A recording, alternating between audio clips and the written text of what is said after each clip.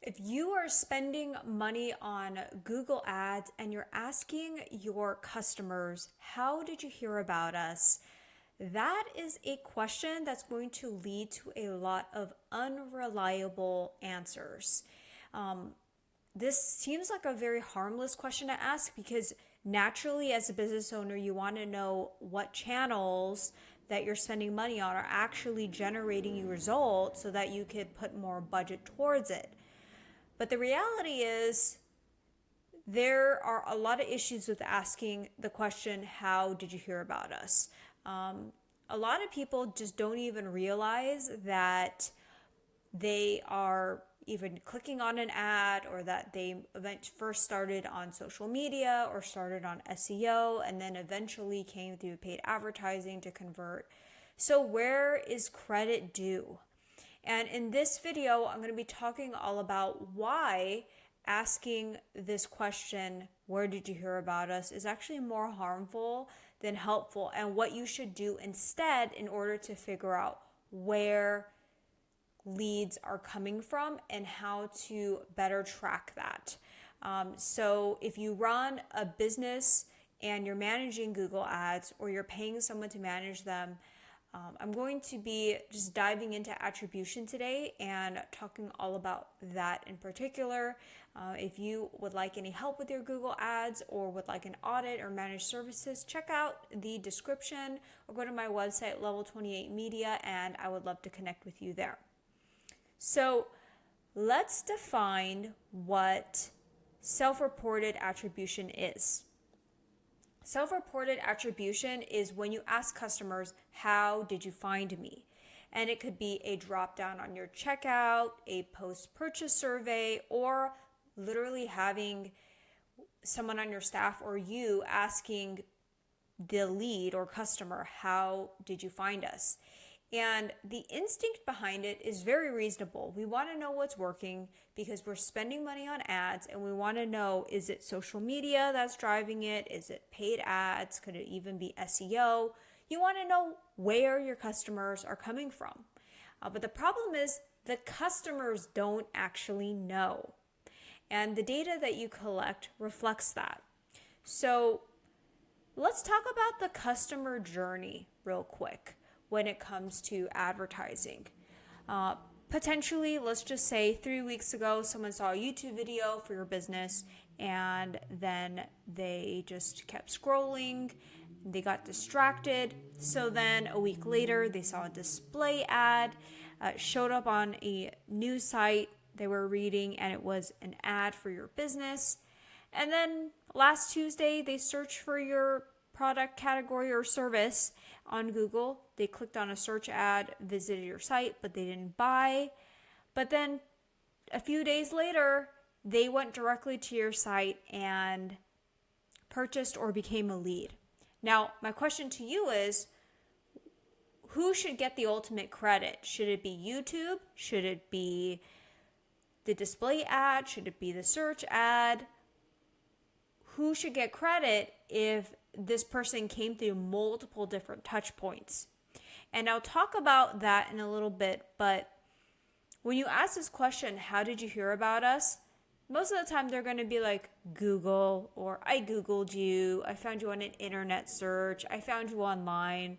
And that's not helpful when you're running a YouTube, other social media platforms, SEO, and PPC campaigns, because people just don't know where they came from. And reality is they probably found you through multiple different sources before actually converting with you. Or maybe they just forgot and they just came up with the answer, I found you online.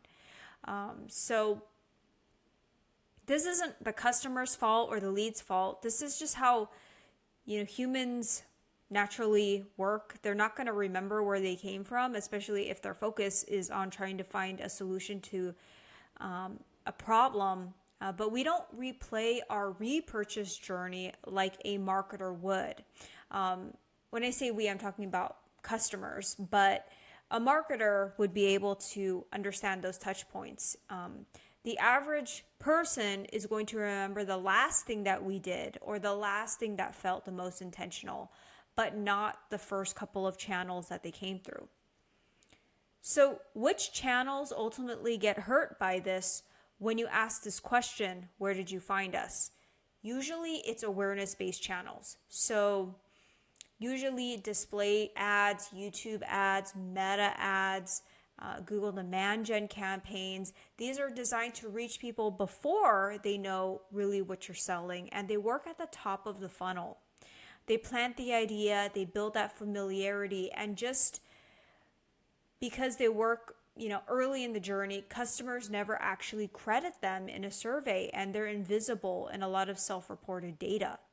Meanwhile, brand search tends to get overcredited, as you've probably seen before. When someone types in your company name into Google, they click on your ad. That's the last thing that they remember doing. So that's all the credit gets in your survey or how you collect the data. So even though there were 5 other touch points, the last touch point was the one that ultimately got the credit.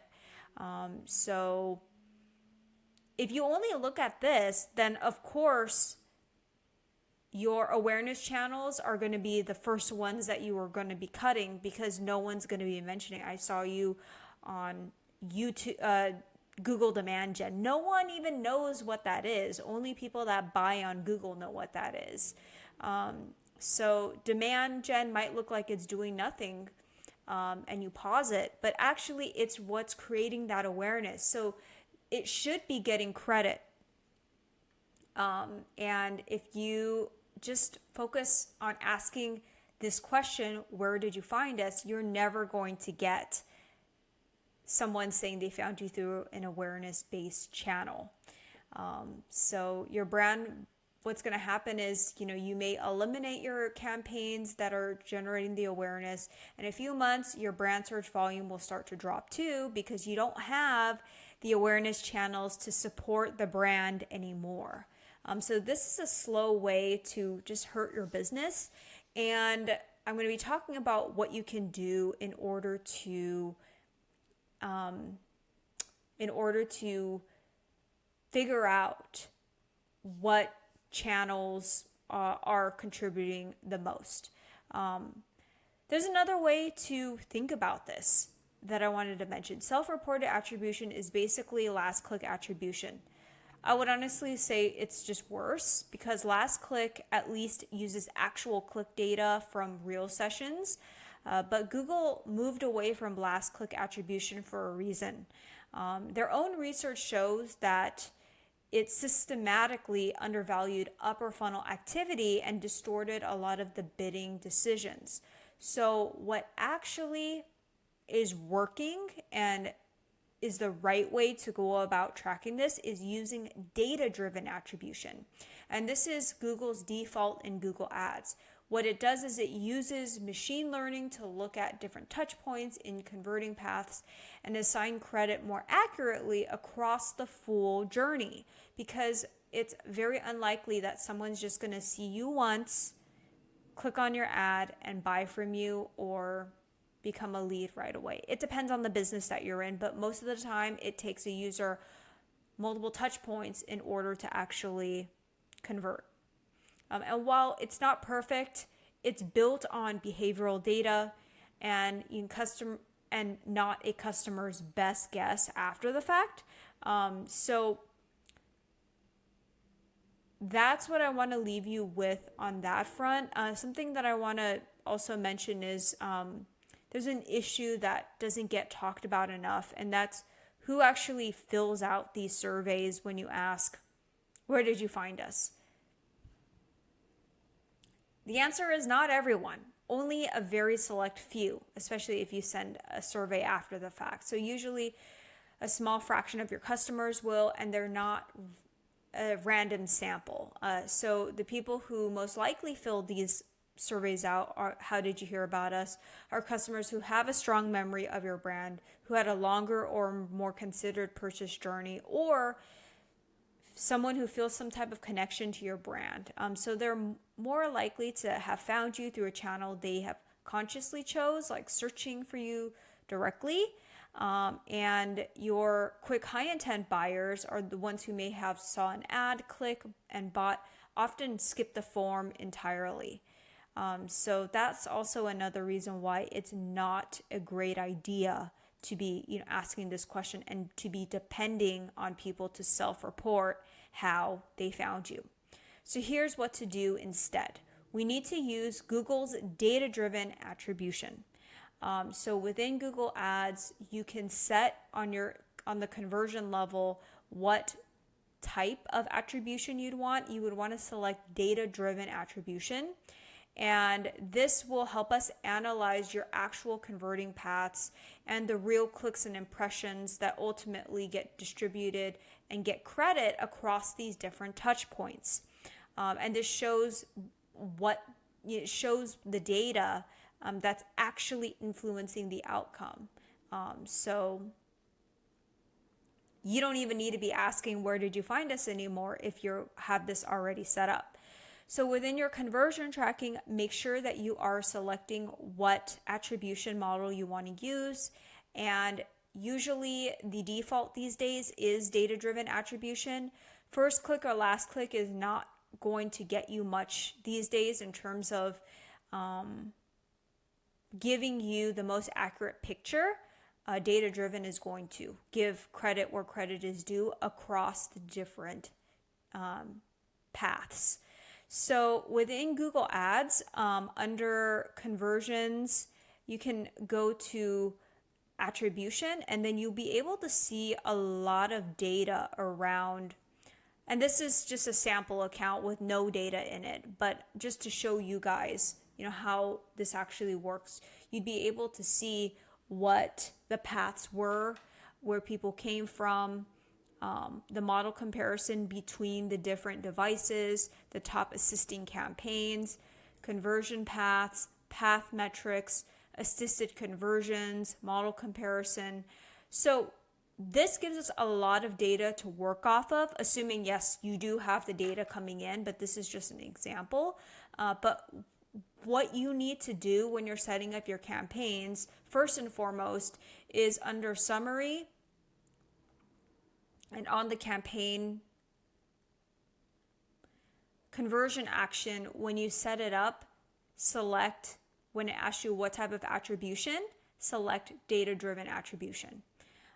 So the core takeaway here is measuring ad performance based on what customers say they remember is not the same as measuring what actually drove the result. We have so many great tools at our fingertips that allow us to get this data and make decisions without even needing to ask our customers, which will completely skew how we run, skew the data, and will mess up how we actually make decisions when it comes to our advertising. So Google Ads runs on machine learning and real behavioral data. So when you feed it good conversion signals and let the attribution model do its job, it can optimize incredibly well. So when you second guess it with using offline surveys and responses, you're just introducing noise at the end of the day. So if you manage your ads, definitely audit your attribution settings today.